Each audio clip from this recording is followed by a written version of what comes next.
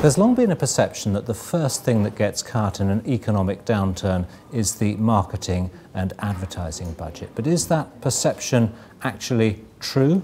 Here to tell me, Professor Vince Mitchell. Vince, is that true? Well, sadly it is true. Yeah. The question is that the right thing to do? So I've been looking at several hundred studies to see what the academic literature says about that relationship between marketing expenditure and return on that in recessionary times. And it's very clear that there's a general consensus that it's a bad thing to do. If you maintain or increase your marketing spend during a recession, then you get increases in market share, you get increases in earnings, and you get higher sales. And those increasing in earnings, for example, certainly are most effective in the year one, but they can be get returns up until 3 years afterwards for fast-moving consumer goods, and 2 years for industrial products. So, why would it be a bad thing? Well, there are several reasons why it would be a bad thing, or alternatively, why do we see this uplift in earnings? Well, first of all, the majority of your competitors are actually reducing their marketing spend. So you get more share of voice for your pound spent. Secondly, that promotion, that big advertising activity reassures customers who are quite uncertain at this time. So it stimulates their confidence and they purchase more.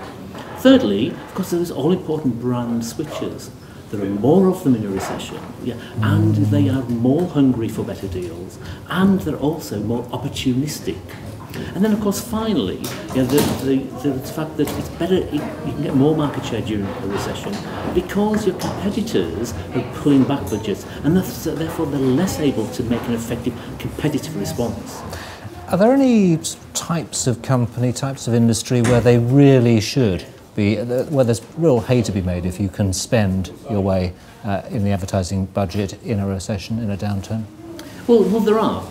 There's a general principle that it's a good thing, but there are particular brands for whom it's a no-brainer. Right? For example, if you can be positioned as a value brand, such as the Walmart, or a brand that enjoys a money-saving point of difference, such as the Toyota Prius, or perhaps a brand that can demonstrate the value of quality, such as Fairy Liquid, doing more with less. And some company factors as well. So if you've got a big bank balance compared to your rivals, it's worth spending it now because they can't retaliate as much during this time. And we also know that the larger the market share a brand has, the greater the return on this promotional uplift they get.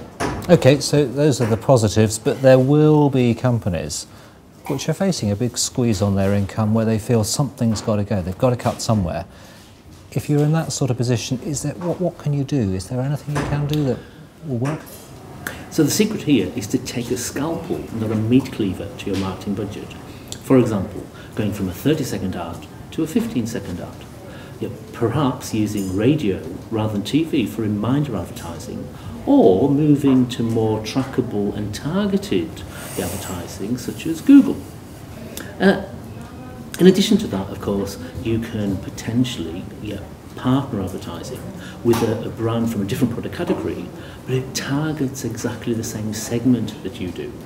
And let's not forget, try and get the most out of those campaigns that we've already set in motion by extending or adapting them rather than commissioning brand new expensive campaigns. Professor Vince Mitchell, thank you very much.